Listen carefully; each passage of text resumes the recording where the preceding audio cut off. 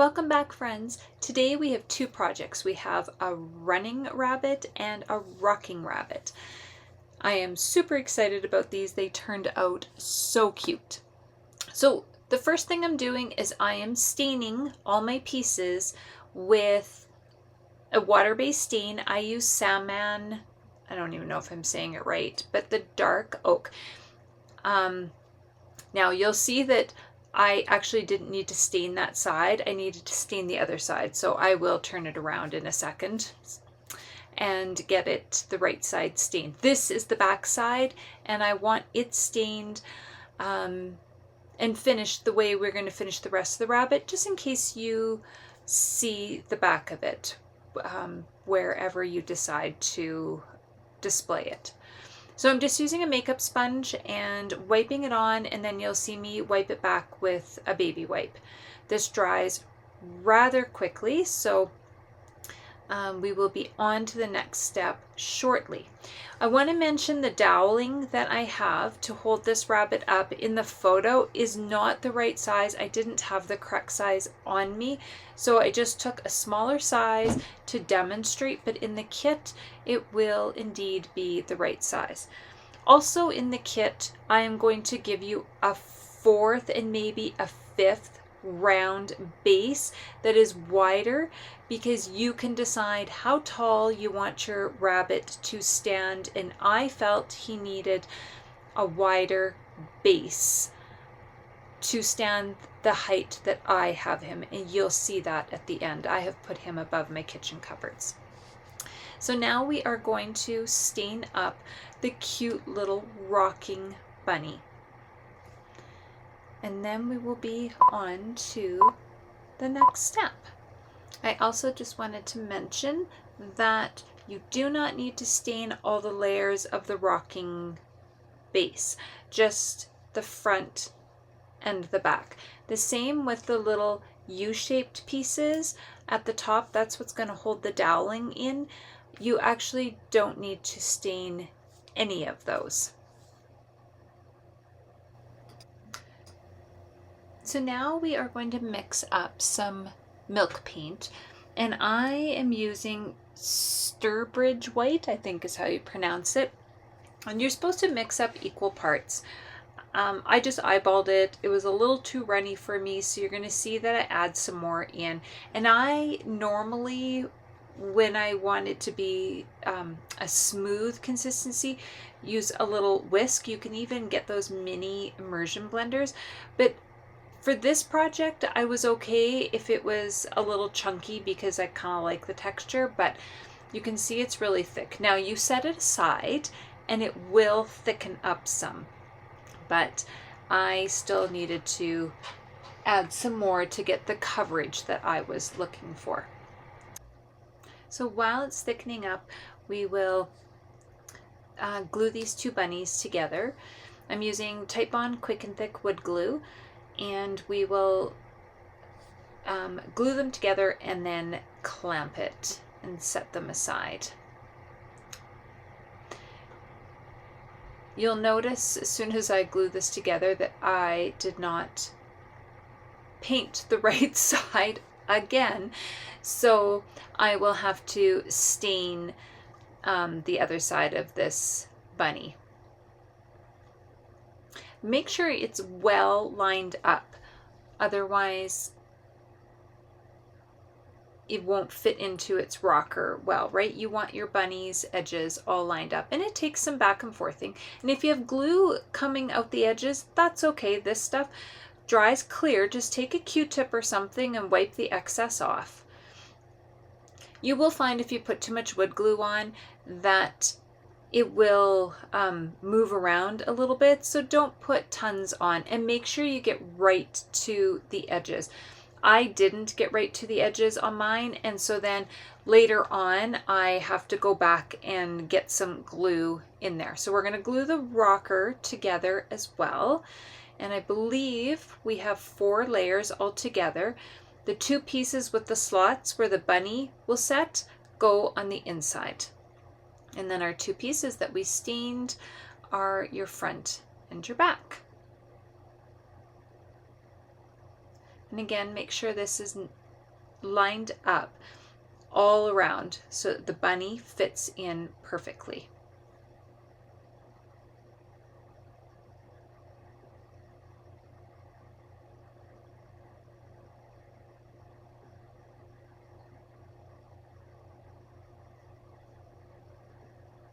Sometimes it helps if you can just hold it down a little bit and help let that glue set up a smidge before clamping.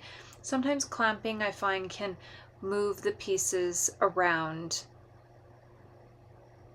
a little bit.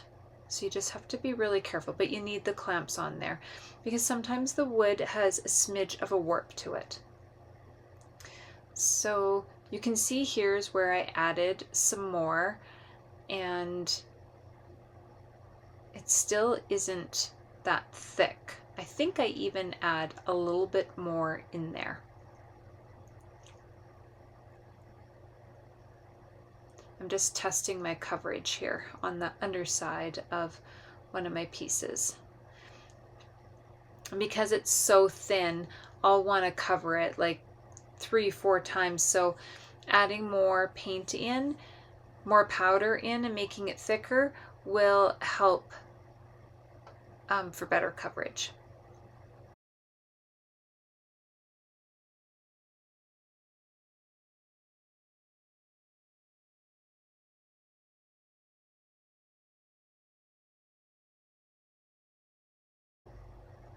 So we'll set that aside one more time to thicken up. In the meantime, we're going to grab some candle wax and we are going to rub this all over the fronts and the edges of our rabbits. We're going to do this to all of our stained pieces. This will help the milk paint be resisted. The wood to resist the milk paint is probably the better way to say that.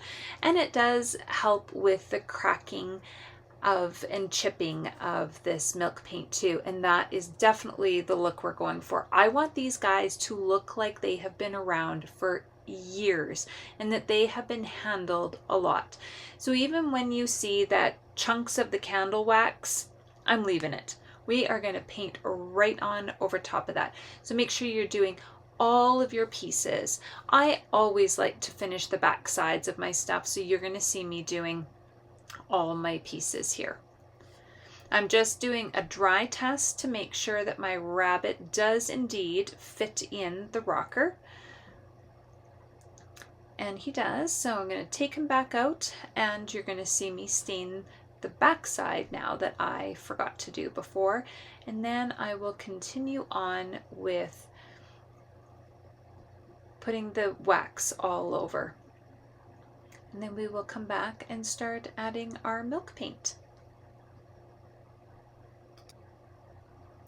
Now you can see, now that I have the clamps off, that how I did not get the glue all the way to the edges. So I have my glue, it's the same glue in this fine tip refillable bottle, and I just got that in there and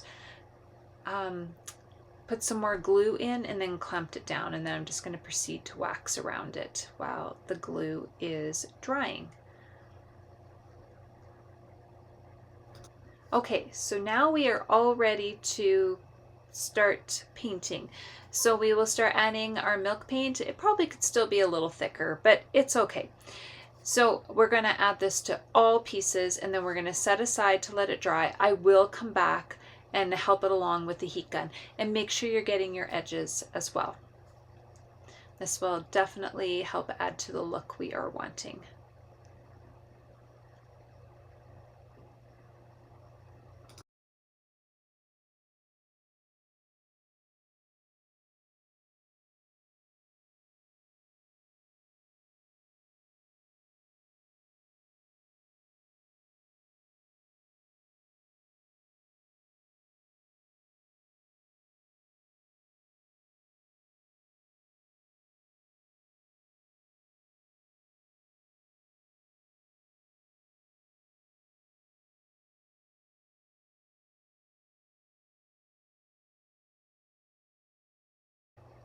Can you see where it is starting to chip? It looks so good. I love all the crackling and chippiness you get with milk paint. And as you can see, these are going to need a few more layers of paint. And along the edges, you will still have that charring come through, so you will get a little discoloration. If you wanted to avoid that, you could sand all your edges down a little bit or put some primer on those edges, and that would help. But I'm okay with that because for me, I think it adds to the old look that I'm going for. So I'm just going to continue to dry these, come back in with some more paint, and dry again.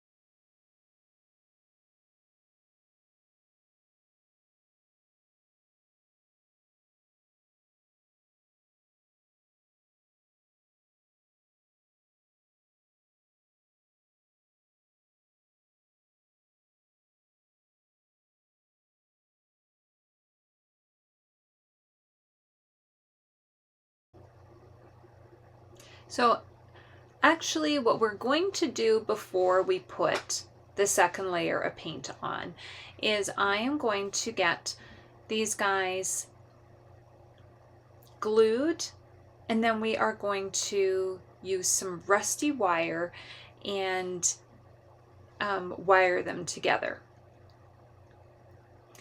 So make sure you're getting all the way to the edges so everything stays in place, and then clamp it down.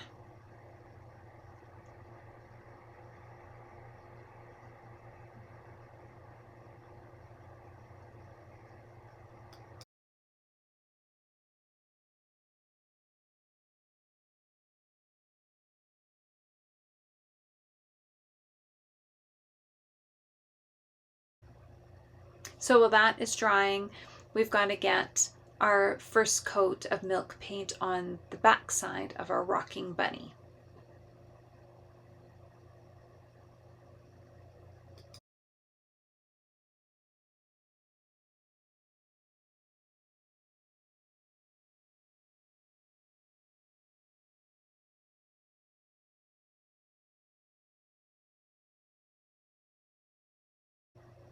Look at that amazing chipping that we are getting in the paint. That is exactly what I wanted. Now, this paint can still chip off, like when it crackles and chips that much, it can be a little brittle and chip off, but I am okay with that. And you will see me add a little bit of extra wax where it falls off and put more milk paint on it. And it'll just keep chipping and be beautiful. So let's continue.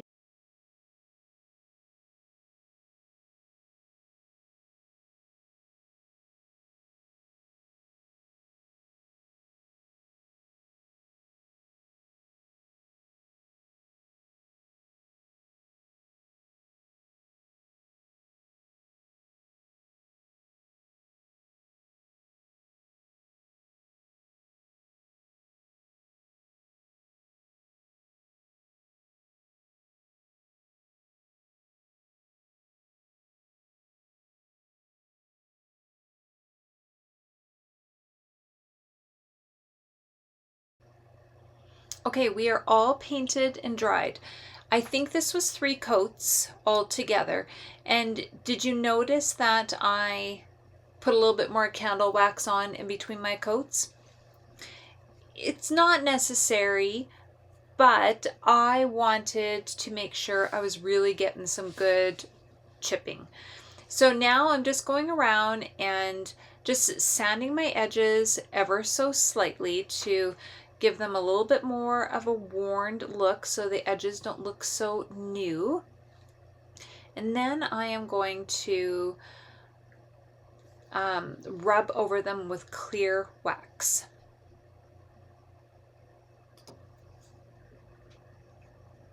So I go over it with the clear wax like I was saying, and then I hit it with some dark antiquing wax on the edges and rub it back. By going in with the clear wax first, it gives you control of your dark wax. So you can see where paint just chipped right off. In fact, it's sitting in my clear wax, but I like that look. And like I was saying before, this is the look I was going for. So in fact, some of those spots where it chipped back and it's a little cloudy, I want it to have more of the dark in there. So you see me rubbing some dark, and you can actually take some, if you're sandpaper, and just sand that back a smidge too. So don't forget about your dowel rod. It needs to be all antiqued as well. So just go back and forth with your clear wax and your dark antiquing wax to get the desired look you are looking for. You can always rub back on with some clear wax if your dark wax does get too dark. But I'm loving this look.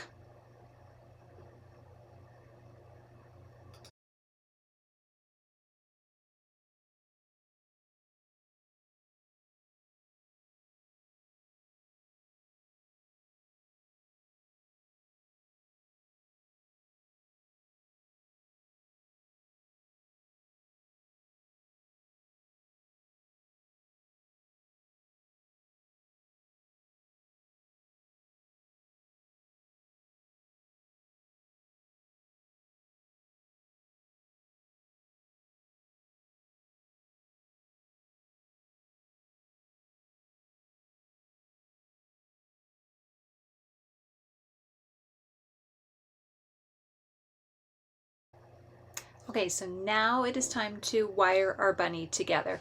I have this wire curler.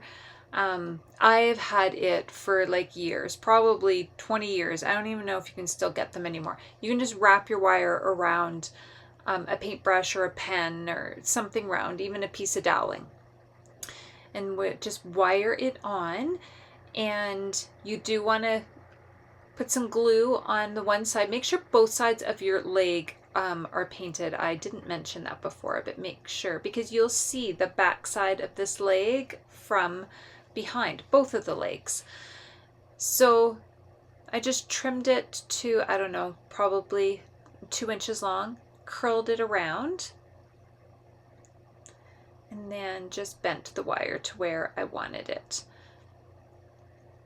Just making sure that leg is in place where you want it. And the base that you see there is all glued together as well. When you're gluing that together, make sure that your hole is lined up so your doweling fits in.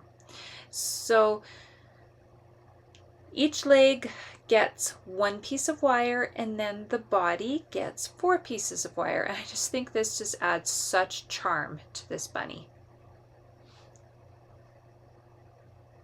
You see he's clamped on that side because I didn't have enough glue underneath his legs and his head. So I put a little bit more glue in there.